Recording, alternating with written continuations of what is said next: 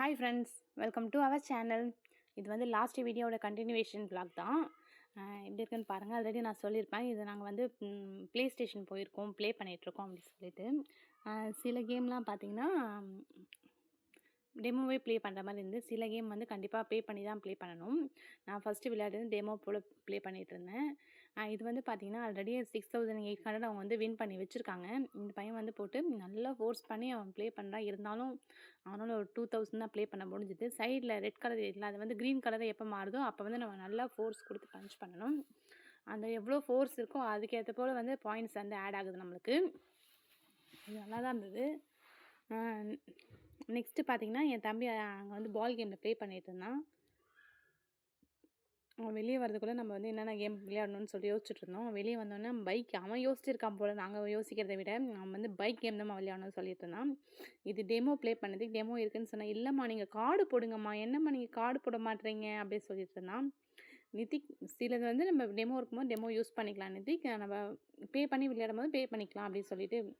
இது வந்து பார்த்திங்கன்னா பே பண்ணி தான் ப்ளே பண்ணுற மாதிரி இருந்தது. இது வந்து ஆல்ரெடி நானும் என்னோடய ஹஸ்பண்டும் வந்து பிளான் பண்ணியிருந்தோம், அது முடிச்சுட்டு இது விளையாடணும்னு சொல்லிட்டு. இது வந்து ஃப்ளைட்டில் வந்து ஃபைட் கேம். இது நல்லா இருந்தது. 2 பேருமே ப்ளே பண்ணுற மாதிரி இருக்கும் அப்படின்னு சொல்லிட்டு.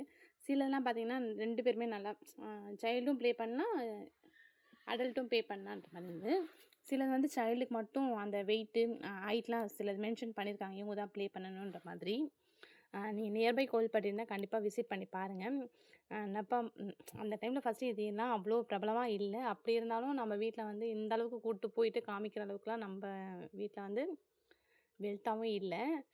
இதெல்லாம் பார்க்கும்போது நம்ம இந்த அளவுக்கு கொஞ்சமாவது நம்மளோட இது வந்து வளர்ந்துருக்கு அப்படின்னும்போது நமக்கே ஒரு சந்தோஷம் வருது. எப்படி இருக்குன்னு பாருங்கள். நீங்கள் இது போல் பார்த்துருக்கீங்களான்னு சொல்லுங்கள், நீங்கள் ப்ளே பண்ணியிருக்கீங்களா அப்படின்னு சொல்லுங்கள்.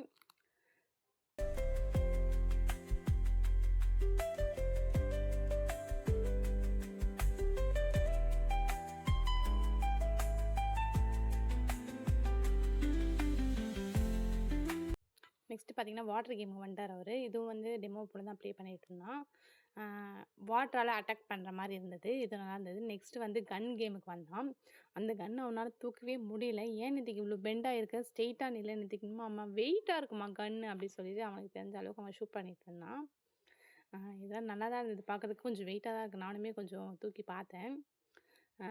இது வந்து 4 பேர் அட் அ டைமில் கொஞ்சம் தனித்தனியாக பே பண்ணிவிட்டு விளையாடுற மாதிரி இருக்குது. இது வந்து நல்லா பால் ரோல் பண்ண நம்மளுக்கு வந்து பாயிண்ட்ஸ் டிஸ்ப்ளே ஆகுது.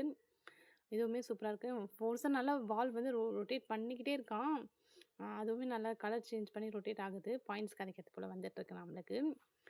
நெக்ஸ்ட்டு என்ன நிதிக் ப்ளே பண்ணலான்னு சொன்னால், இந்த பால் கேம் ப்ளே பண்ணலாமா, வீல் போல் இருக்குல்ல அது ப்ளே பண்ணலாமான்னு சொல்லிட்டு விளையாடிட்டு இருந்தான்.